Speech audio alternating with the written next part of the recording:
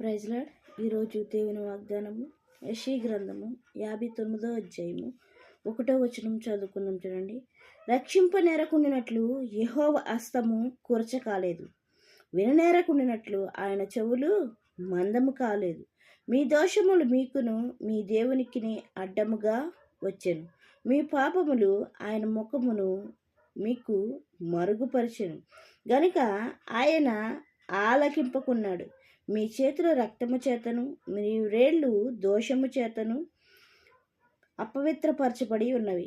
మీ పెదవులు అబద్ధములాడుచున్నవి, మీ నాలుక కీడును బట్టి మాట్లాడుచున్నది.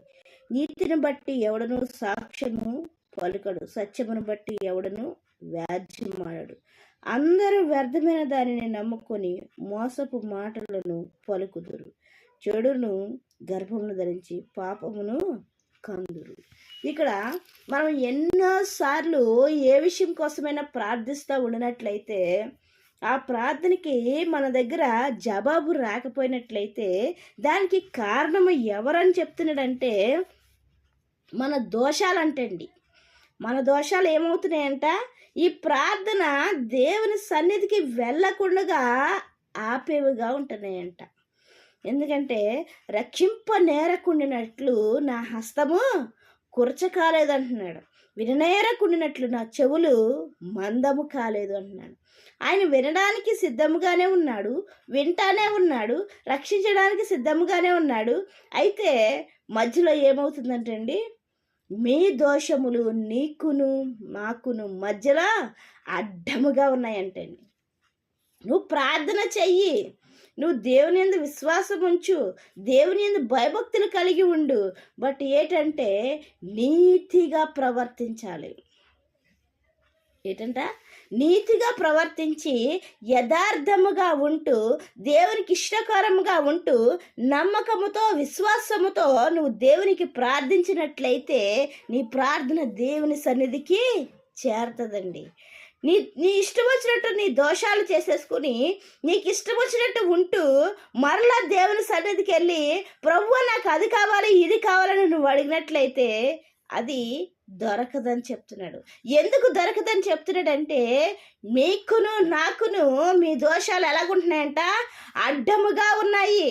మీరు ప్రార్థిస్తున్నారు కానీ నేను వింటున్నాను, మీరు పలానాది కావాలంటున్నారు కానీ నేను మీకు చేయాలనుకుంటున్నాను, కానీ ఏమవుతుందంట, దోషాలను బట్టి ఇవ్వట్లేదంట.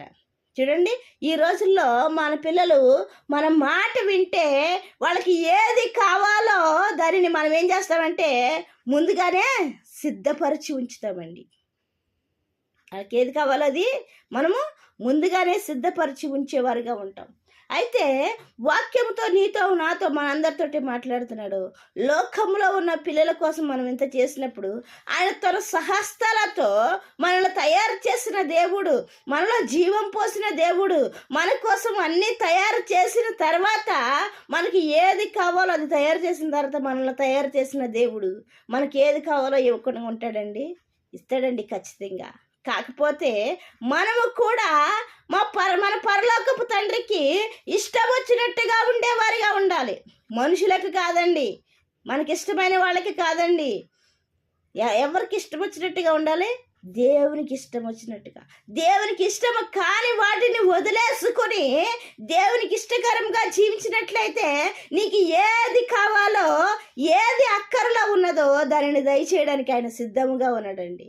అయితే పొందుకోవడానికి మనము కూడా సిద్ధపాటు కలిగి ఉండాలి. ఏమంటున్నాడో, మీ దోషములు, అసలు మాటే సరిగ్గా లేదని చెప్తున్నాడండి. ఏంటంట, ఏదో పాపమే కాదు, ఏదో పాపాన్ని బట్టి మన ప్రార్థనకి జవాబు రాకపోవడం కాదు, అసలు మాటే సరిగ్గా లేదంటండి. చూడండి ఏం మీ పెదవులు అబద్ధములాడుచున్నవి. ఈ మాటలన్నీ కూడా మనము మాట్లాడితే ప్రతిదీ కూడా అబద్ధమే, మోసమే. ఏంటంటే ఇంట్లో ఒకటి చెప్తాం, బయట ఒకటి చేసేదిగా ఉంటాం. మాట ఒకటి, పని ఒకటి. ఏం చెప్తున్నాడు ఆయన? స్పష్టంగా చెప్తున్నాడు, మీ పెదవులు అబద్ధములాడుచున్నవి. మనసులో ఒకటి, బయటికి మాట్లాడేది ఒకటి.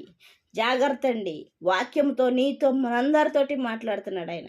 నువ్వు ఫస్ట్ సరిగ్గా ఉండి, దేవునికి ఇష్టకరంగా ఉండి, దేవునికి ఇష్టకరమైన జీవితాన్ని జీవిస్తూ, మన పరలోకపు తండ్రికి మనం ఇష్టముగా ఉండినట్లయితే మనకి ఏది కావాలో అది ఆయన సిద్ధపరిచేవాడిగా ఉన్నాడు. ఇవ్వడానికి సిద్ధముగా ఉన్నాడు. మనము కూడా పొందుకోవడానికి సిద్ధపాటు కలిగి ఉందాం. దేవుడిచ్చిన పరిశుద్ధ వాక్యం దీవించును గాక. వాక్య పరిచర్యలో మీ సహోదరి. ఆమేన్.